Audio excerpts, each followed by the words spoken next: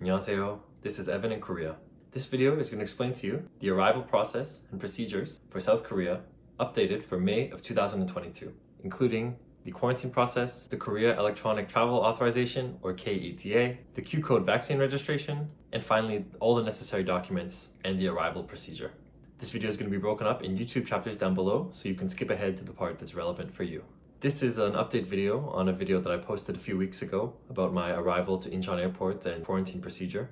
I wanted to say thank you to everyone for your support and all your great questions. So I'm going to try to answer as many of your questions as I can in this video. I know that the arrival process can be quite scary and overwhelming, and there's not a whole lot of information very clearly available online. So I've tried my best to compile all the information I know from my own research and my own experience to make this process a bit easier for you. I'd like to also preface this video by saying the information here is based on my understanding and my research of this topic. I'm not a lawyer, nor am I an expert on Korean immigration law. So I trust that you will do your own research as well as listen to this video. 이 영상도 한국어로 번역된 자막이 있어서 한국 분이시면 저기로 읽으시면 됩니다. So, first some good news. As of April 1st, 2022, mandatory quarantine for vaccinated travelers has been dropped. In order to qualify for this quarantine exemption, you need to be fully vaccinated. So what this means is you need to have 3 shots of a WHO approved vaccination, or 2 shots if it's the Janssen vaccine. You need to either have these 3 shots, or you need to have 2 shots, but you have had the second shot within the last 180 days. So you will be exempted from quarantine in Korea if you've had your second COVID vaccination shot within the last 180 days when you arrive in Korea, or you've had your 3rd booster shot. And when you have your 3rd shot, you are considered indefinitely vaccinated. As of right now, the approved vaccines in South Korea are the same as those approved by the WHO. Now for the difference between those vaccinated in Korea and those vaccinated abroad. So for me, I was vaccinated in Korea. What this means is I can use my KUVAP to show my vaccine status, and this is registered in the Korean public healthcare system. Now, for people who were vaccinated overseas, which I imagine is a lot of you, you'll have to register your vaccine. You have to do this on a place called the Q-code website. Q-code is a pretty easy website to use. I looked at it myself. I've put the link down below, and I'll put it here also if you need it. And if you switch it to English, there's a tab called Input. You go there, and then you can input all of your information, your passport information, your birthday, your name, and of course your vaccine information. So you submit this information, and then it's going to give you a result within, I believe it doesn't take too long, maybe a couple of days. But basically what this is doing is it's registering your overseas vaccine in the Korean public healthcare system. So once your vaccine is considered registered and approved by the Q-code system, you are considered fully vaccinated and your vaccine is registered in South Korea. Once your vaccination is registered in South Korea, you will be exempt from quarantine. This quarantine exemption is for both short-term visitors and long-term residents of Korea. Now, you might ask yourself, am I a long-term resident or a short-term resident? There's a very easy answer to this. If you're coming as a tourist, you're a short-term resident. And if you're a long-term resident, that means you're a student, a worker, a diplomat.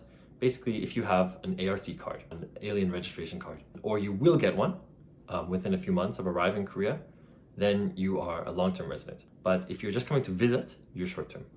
Exchange students and students coming to study are long-term residents, and you will have to apply for an ARC card when you arrive in Korea. In the case of people who are not vaccinated, there is still a 7-day quarantine in South Korea. So if you're a short-term visitor or a tourist, you'll have to spend the 7 days in a government quarantine facility and pay for this at your own cost. And I believe this is about $2,000 from what I've heard. If you're a long-term resident and you have a home registered in Korea and an ARC card, you can quarantine for 7 days at your own home. The next important step for entering South Korea is the KETA, or the Korea Electronic Travel Authorization. The KETA is a document that has to be filled out online for nationals of 102 countries, which have visa-free entry for South Korea. The KETA is very easy to fill out. You go to the website, I've put it in the description, and basically fill in your information, your name, your passport information, your stay in Korea, your date of entry, phone number, this kind of information. You have to apply for the KETA at least 24 hours before entering Korea. However, it's recommended to do it as soon as possible. Your KETA has to be approved by the Korea Immigration Office in order to enter, and this process can usually take about 24 hours. But again, it's better to do it early to be safe. Once you apply for KETA, it's valid for 2 years. In order to apply for the KETA, you'll need a passport, a recent photo of yourself, and a credit card. You do have to pay for it. People who don't need a KETA are US Forces servicemen and women, flight crew members, and those transiting in South Korea. So if you're not getting off your plane in South Korea, but you're simply transferring in Incheon Airport to go to another destination, you don't need the KETA. However, if you need to recheck for a different flight, as in enter South Korea, recheck your bags, and check in for a connecting flight, in this case, you will need a KETA. KETA holders do not have to submit arrival cards upon entering South Korea. For long-term residents in Korea, those with an alien registration card, it's also no longer necessary to apply for re-entry permits after coming and leaving South Korea. So now for the arrival process. If you're unvaccinated and you have to do quarantine, I suggest you look at my last video I updated a few weeks ago, as it will explain the quarantine process. For those of you who are now exempt from quarantine, there's two routes that you have to go. One is for short-term visitors or tourists, and one is for long-term visitors.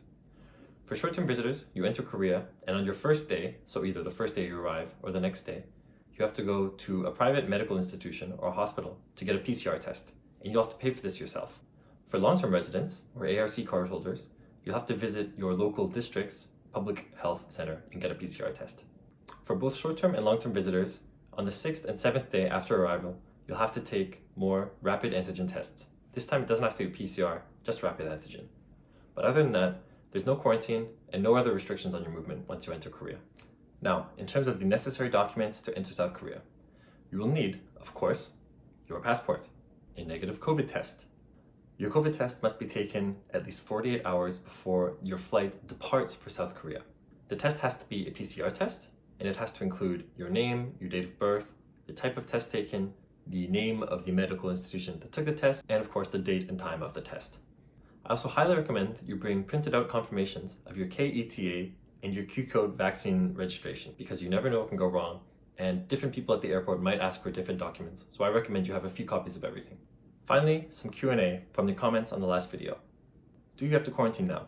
No, you don't, if you're fully vaccinated. 한국에 원래 사셨나요? 네, 지금 살고 있습니다. Do they accept the Johnson vaccine? Yes, they do, but if your shot was more than 180 days ago, you will have to get the booster as well in order to be considered fully vaccinated and be quarantine-free. No, I did not get my quarantine test at Incheon Airport. I got it the next day at the Public Health Center.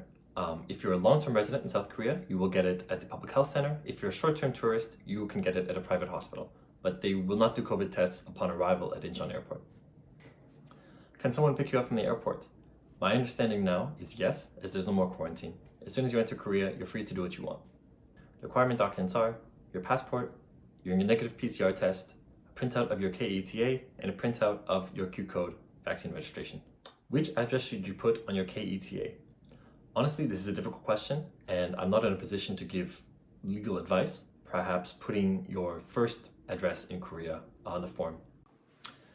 And finally, a bit of good news. As of May 2nd, 2022 in Korea, there's no longer a requirement to wear masks outside on the street in South Korea. You still have to wear masks inside, however you can now enjoy the beautiful spring weather without a mask outside. I hope this video has been helpful for you. As always, please ask your questions in the comments below and I'll try my best to answer them to the best of my knowledge. In a few weeks' time, I'm going to be entering South Korea from abroad again, so I'll make another video of my entry at Incheon Airport to show you the procedures, the process, and the documents at that time. Until then, please take care and stay safe, everybody. I hope you enjoy your trip to South Korea.